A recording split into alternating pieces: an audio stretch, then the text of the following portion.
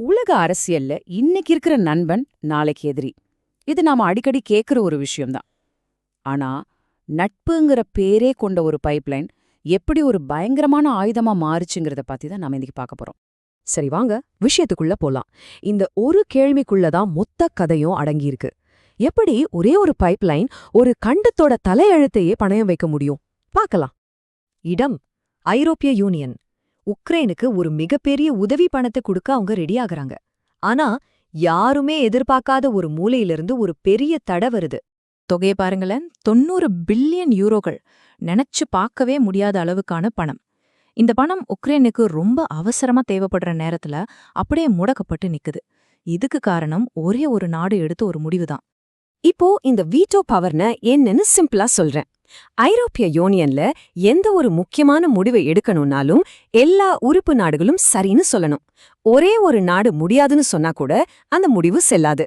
ஹங்கேரிங்கிற ஒரே ஒரு நாடு நோ சொன்னதால இந்த 90 பில்லியன் யூரோ உதவி அப்படியே நின்னு போச்சு. இந்த ஆட்டத்தோட முக்கியமான பிளேயர் ஹங்கேரியன் பிரதமர் விக்டர் ஓர்பன்.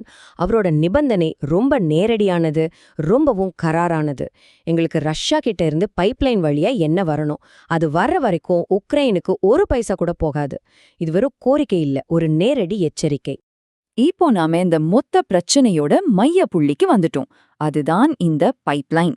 சோவியத் காலத்துல கட்டப்பட்ட ஒரு பிரம்மாண்டமான உள்கட்டமைப்பு. அதன் பெயர் ட்ரெஸ்பா, அதாவது நட்பு. பெயரை பாத்தீங்களா, நட்பு.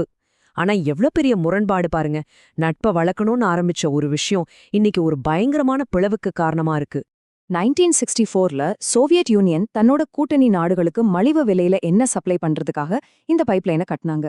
கிட்டத்தட்ட 5500 கிலோமீட்டர் நீளம். இது உலகத்தோட மிகப்பெரிய பைப்லைன் நெட்வொர்க்குகள்ல ஒண்ணு. அன்னைக்கு இது ஒரு உயிர்நாடியா இருந்துச்சு. ஆனா இன்னைக்கு இது ஒரு புவிசார் அரசியல் ஆயுதமா மாறி நிக்குது. இந்த டிரான்ஸ்பா பைப்லைன்ல 2 முக்கிய கிளைகள் இருக்கு. ஒரு கிளை, அதாவது வடக்கு கிளை, பெலாரஸ் வழியா போலந்துக்கும் ஜெர்மனிக்கும் போகுது. ஆனா நம்ம கதை நடக்கிறது தெற்கு கிளையில தான். இது உக்ரைன் வழியா ஸ்லோவாக்கியா, செக் குடியரசு, அப்புறம் ஹங்கரிக்கு எண்ணெயை கொண்டு போகுது. இங்கதான் பிரச்சனை ரொம்பவே சிக்கலாகுது. இந்த தெற்கு கிளை பைப்லைன் விஷயத்துல ஹங்கேரி சொல்ற கதைக்கும் உக்ரைன் சொல்ற கதைக்கும் துளி கூட சம்பந்தமே இல்ல. ரெண்டுமே நேர் எதிர் துருவங்கள்ல இருக்கு. 2 தரப்பு வாதத்தையும் பாருங்க. உக்ரைன் என்ன சொல்லுதுன்னா, போரால பைப்லைன் டேமேஜ் ஆயிடுச்சு, நீங்க அந்த 90 பில்லியன் யூரோ பணத்தை கொடுத்தா நாங்க சரி பண்ணிடுவோம். ஆனா ஹங்கேரி தரப்புல அதெல்லாம் முடியாது, முதல்ல எங்களுக்கு எண்ணெய் வரணும், அதுக்கப்புறமா பணம்.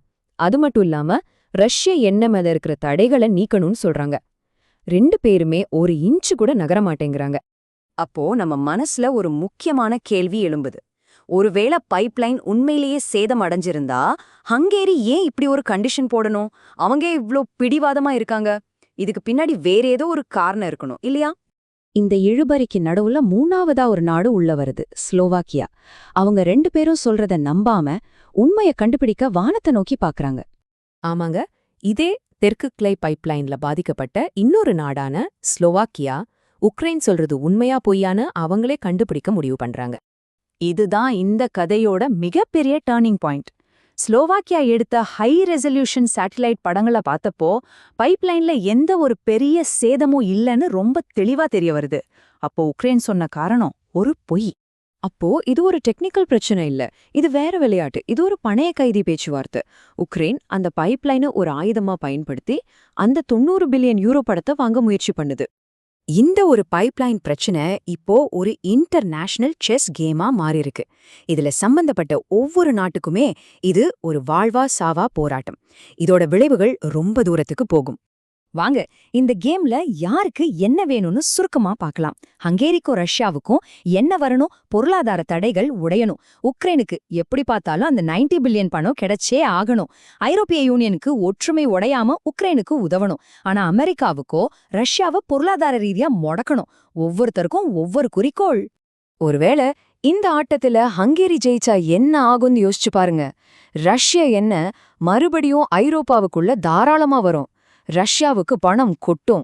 அமெரிக்காவும் ஐரோப்பாவும் போட்ட பொருளாதார தடைகள் எல்லாம் அர்த்தமில்லாம போகும். ரஷ்யாவுக்கு எதிராக ஐரோப்பா காட்டின ஒற்றுமை உடையும். இது அமெரிக்காவோட வெளியுறவு கொள்கைக்கு ஒரு மிகப்பெரிய தோல்வியா இருக்கும். இந்த டேபிள பார்த்தா உங்களுக்கு இந்த செஸ் கேம் தெளிவா புரியும். ஹங்கேரி கையில வீட்டோ பவர்ங்கிற சக்தி இருக்கு. உக்ரைன் கையில பைப்லைனோட கண்ட்ரோல் இருக்கு. ரஷ்யா எரிசக்திய ஒரு ஆயுதமா பயன்படுத்துது. அமெரிக்காவோ தன்னோட ராஜதந்திர அழுத்தத்தை வச்சு விளையாடுது. ஒவ்வொருத்தரும் தங்களோட சக்திய வச்சு தங்களோட இலக்காடைய பாக்குறாங்க. அதனால இந்த சண்டை வெறும் எண்ணிக்கானது மட்டும் இல்ல, இது ஐரோப்பாவோட எதிர்காலத்தை யார் கட்டுப்படுத்த போறாங்கன்றதுக்கான ஒரு பெரிய போர். கடைசியா ஒரு கேள்வியோட முடிக்கிறேன். வரப்போற காலத்துல போர்களோட வடிவம் எப்படி இருக்கும்? யாருக்கு அதிக சக்தி இருக்கும்? ஆயுதங்களையும் டேங்கையும் வச்சிருக்கிறவங்களுக்கா? இல்ல இது மாதிரி எரிசக்திய கொண்டு போற குழாய்களையும் வழிகளையும் கட்டுப்பாட்டுல வச்சிருக்கிறவங்களுக்கா? நீங்க என்ன நினைக்கிறீங்க?